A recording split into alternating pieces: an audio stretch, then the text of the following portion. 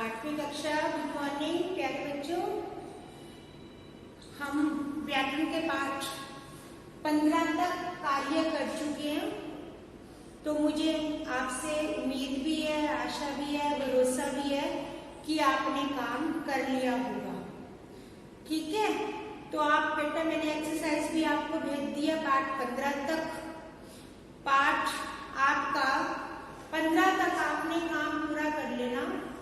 जो हम बेटा आपको एक्सरसाइज मिलाने के लिए भेजते हैं, आप उसे ध्यान पूर्वक मिलाया करो। आप उसे ध्यान से मिलाया करो ताकि आपकी गलती ना हो।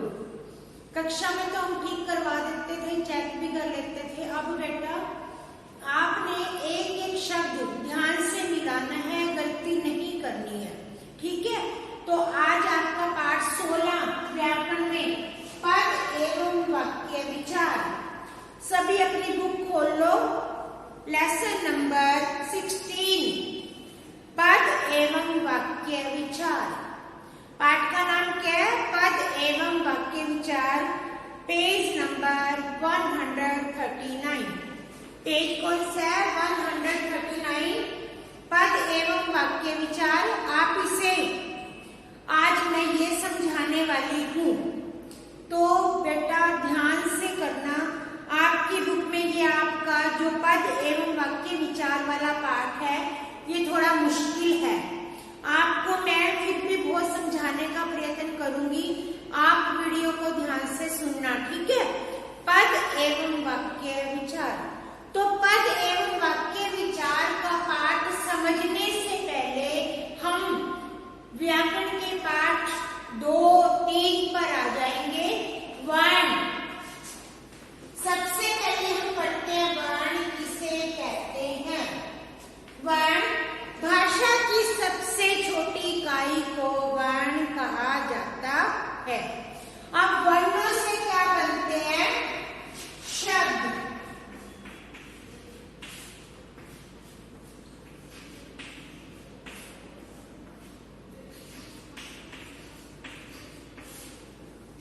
पहले क्या होता है? वर्ण पढ़ते हैं हम, फिर शब्द विचार पढ़ते हैं, फिर हम पद पढ़ते हैं, फिर वाक्य विचार करते हैं। तो बच्चों वर्णों से क्या बनते हैं? शब्द। वर्णों के सार्थक समूह को शब्द कहा जाता है। किसे बोलते हैं? शब्द। वर्णों के सार्थक समूह को शब्द कहते हैं। जब शब्द वाक्य में प्रयोग हो जाए तो वे पद कहलाते हैं। क्या बताया मैंने? जब शब्द वाक्य में प्रयोग होते हैं तो वे पद कहलाते हैं। और वाक्य शब्दों के सार्थक समूह को वाक्य कहा जाता है। वाक्य किसे कहते हैं? शब्दों के सार्थक समूह को वाक्य कहा जाता है। दोबारा रिपीट कर रही हूं। जब हम शब्द वाक्य में प्रयोग करते हैं तो वे पद बन जाते हैं। जैसे राम एक शब्द है, पुस्तक दूसरा है, पढ़ता तीसरा है चौथा शब्द। ये जो 4 शब्द एक वाक्य का रूप ले लेते हैं, जैसे राम पुस्तक पढ़ता है, एक वाक्य बना। जब वाक्य में अलग अलग शब्दों को पद के नाम से पुकारा जाता है। ठीक है, अब आपका पाठ है पद बंध। शब्द और पद में अंतर समझ आया? वर्णों के सार्थक समूह को शब्द कहते हैं। जब शब्द वाक्य में प्रयोग होते हैं तो वे पद कहलाते हैं। अब इसी के साथ है पद बंध।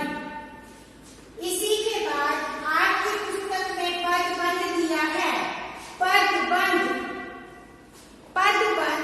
जब कई पदों को मिलाकर एक वाक्य बनता है। अर्थात आपकी बुक में परिभाषा देखो, कई पदों के योग से बने वाक्यांश जो एक पद का काम करते हैं उसे पदबंध कहते हैं। दोबारा से, कई शब्दों के, कई वाक्यांश के योग से बने एक वाक्य जो पद का काम करते हैं उसे पदबंध कहते हैं। अर्थात कई पदों के योग से बनने वाले वाक्यांश को पदबंध कहा जाता है। ठीक है, जैसे आपकी पुस्तक में बहुत से उदाहरण दिए हैं। हवा बहती चली जा रही है। अब इसमें क्या है? हवा क्या है? बहती चली जा रही है। सबसे तेज दौड़ने वाला घोड़ा जीत गया। पदबंध कौन सा है? सबसे तेज दौड़ने वाला घोड़ा। अयोध्या के राजा दशरथ के 4 पुत्र थे। अयोध्या के राजा दशरथ एक पदबंध है। कितने पुत्र थे? 4। सुरेश नदी में कूद गया, कूद गया। और आपके परिवार में से कोई वक्त पर नहीं पहुंचा, एक पदबंध, कोई तक। तो बच्चों, अब हम पदबंध के मुख्य गुण कौन से हैं? पदबंध में एक से अधिक पद होने चाहिए। कितने पद? पदबंध में एक से अधिक पद।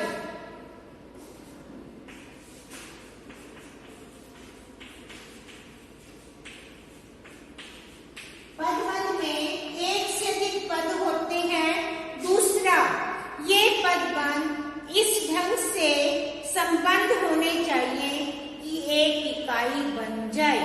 तीसरा, पदबंध किसी वाक्य का अंश होना चाहिए, अर्थात एक वाक्य होना चाहिए। अब है पदबंध के भेद। कितने भेद हैं? 6। पदबंध के कितने भेद हैं? 6।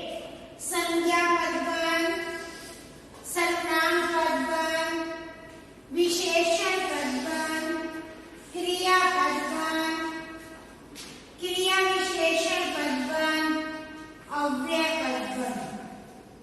कितने भेद हैं? 6। किसके? पदबंध के। नंबर 1 संज्ञा पदबंध, नंबर 2 सर्वनाम पदबंध, नंबर 3 विशेषण पदबंध, नंबर 4 क्रिया पदबंध, नंबर 5 क्रिया विशेषण पदबंध और नंबर 6 अव्यय पदबंध। तो बेटा, आपने ये 6 भेद हैं। संज्ञा पदबंध, जब 3-4 शब्दों के बाद संज्ञा शब्द पर बल दिया जाता है। जैसे लंका के राजा रावण थे। अब यहाँ पर रावण क्या है? संज्ञा शब्द। तो कौन सा पदबंध है? कौन सा पदबंध है? संज्ञा पदबंध। तुम्हीं में से किसी ने गमला तोड़ा है।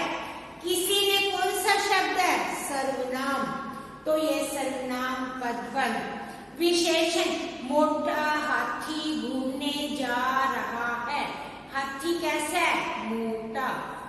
ये क्या है? विशेषण पदबंध। इसी के बाद देखो, संज्ञा पदबंध में वाक्य में एक से अधिक पदों का जो समूह संज्ञा का काम करता है।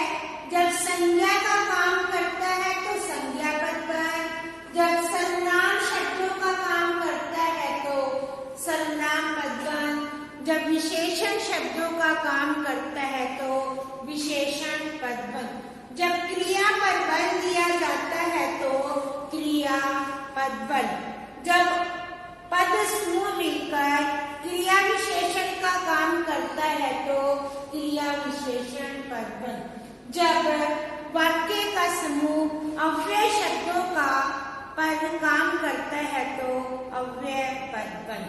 ठीक है, अब मैं 6 उदाहरण बोलूंगी और आपने 6 उदाहरणों द्वारा स्पष्ट हो जाएगा कि ये कौन सा पदबंध है। जैसे 4 ताकतवर मजदूर भारी चीज को उठा नहीं पाए। इस वाक्य में कौन सा शब्द है? मजदूर। 4 ताकतवर मजदूर भारी चीज को उठा नहीं पाए। यहाँ पर हमने मजदूर पर बल दिया है। मजदूर पदबंध है, मजदूर पर फोकस किया गया है, तो ये संज्ञा पदबंध है। सर्वनाम पदबंध। कक्षा में बोलने वाले तुम कौन हो? हमने किस पर बल दिया? तुम।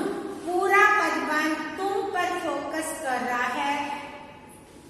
पूरा पदबंध पर तुम पर जाकर सारी बात को स्पष्ट करता है, तो वहां सर्वनाम पदबंध है। अब तेज चलने वाली गाड़ियां समय पर पहुंचती हैं। तेज गाड़ी की क्या विशेषता बताई? तेज। तेज चलने वाली गाड़ियां समय पर पहुंचती हैं, तो यह विशेषण पदबंध है।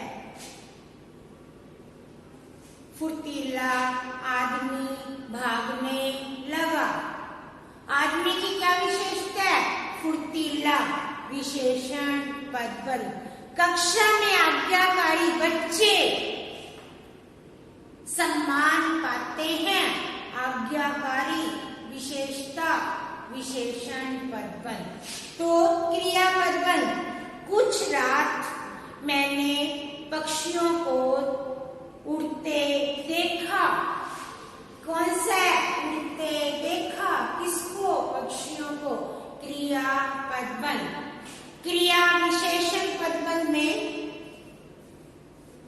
भारतीय पहलवान ने चीनी पहलवान को उठा कर मारा। कैसे मारा? उठा कर। छात्र सोहन की शिकायत धीरे धीरे कर रहा है। कैसे कर रहा है? धीरे धीरे। क्रिया विशेषण पदबंध। अव्यय पदबंध। शीशगंज साहिब गुरुद्वारा लाल किला के सामने है।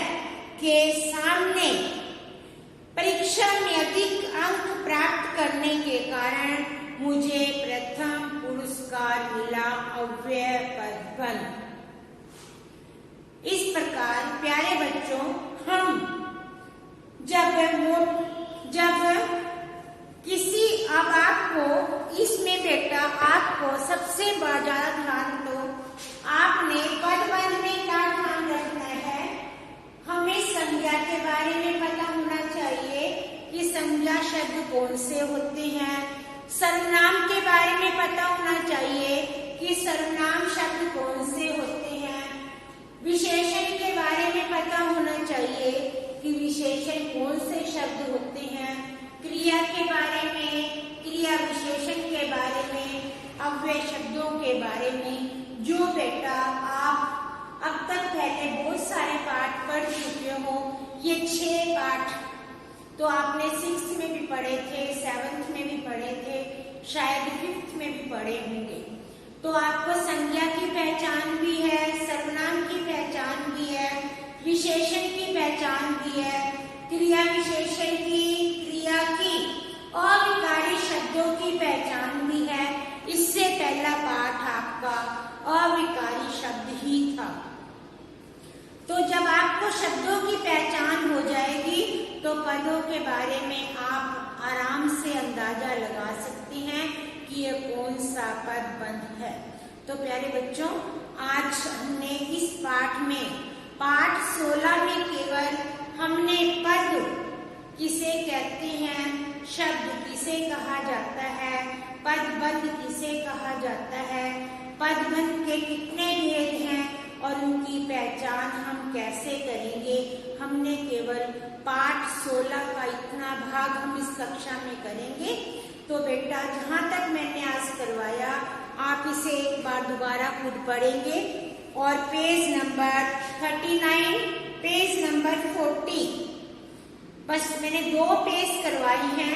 आप इन 2 पेज को दोबारा से खुद पढ़ेंगे। अभी एक्सरसाइज तो आप कर नहीं पाएंगे, केवल आप इतना पढ़ेंगे, ठीक है। उसके बाद वाक्य विचार हम अगली कक्षा में पढ़ेंगे। आप बेटा तब तक इस पाठ को एक बार खुद पढ़ना, ठीक है। तो आप मेरी बात को ध्यान से सुनेंगे और तभी आपको पाठ समझ आएगा और अगली कक्षा में वाक्य विचार करेंगे। धन्यवाद।